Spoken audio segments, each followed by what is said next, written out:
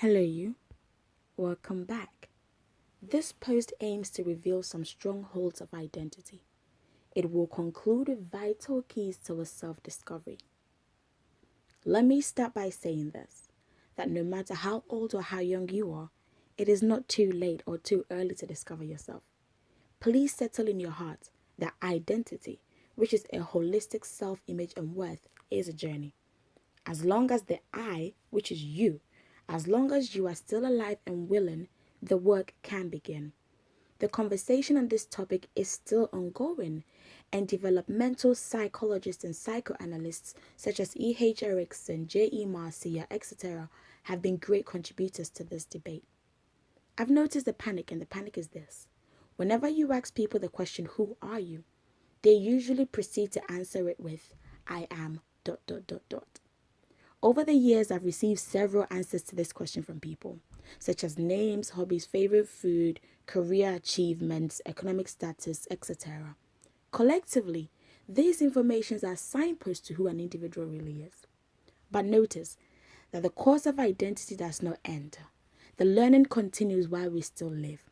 However, and there is a big however, there has to come a point in your life where you are so sure of what you know that any further discovery is just a build on.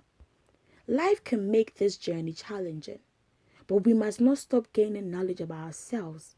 Things will get tough and life will get unpredictable, but the danger is when we feel like we don't have any combating power to life's issues. Unfortunately, I've come across suicidal people, and even those who have tried to end their lives several times. While I haven't tried it myself, I think I understand the concept and what could cause someone to feel so hopeless and helpless that the conclusive idea of death becomes appealing. After all, it all ends there, right? I've noticed a big issue. We live in a generation and society where responsibility, which is your ability to respond, has been shifted from self to existing structures. As a result, it is very easy for self to distract when these systems fail.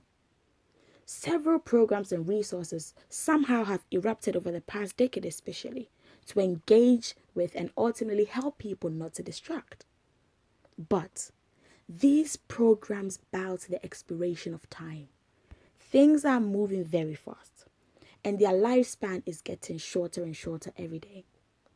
Various organizations also exist that seek to introduce informal learning and extracurricular activities, and most of their aim is to produce confidence and resilience in their participants.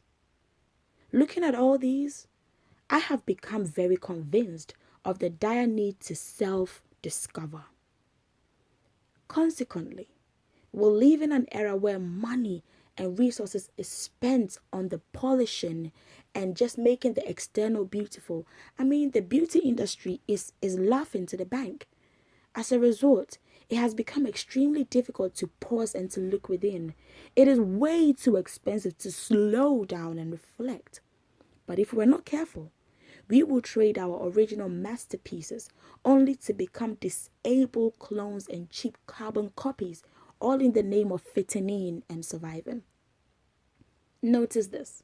Throughout our lives, identity status will shift. But that's not all bad. It should occur to produce a progressive change as opposed to a regressive one. The cause of identity is personal, but it's a very relevant one, because at the end, we will receive a certified and accurate knowledge of three vital informations which we are composed of. Number one, who we are.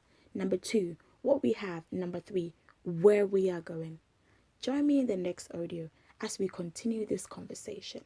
Thank you.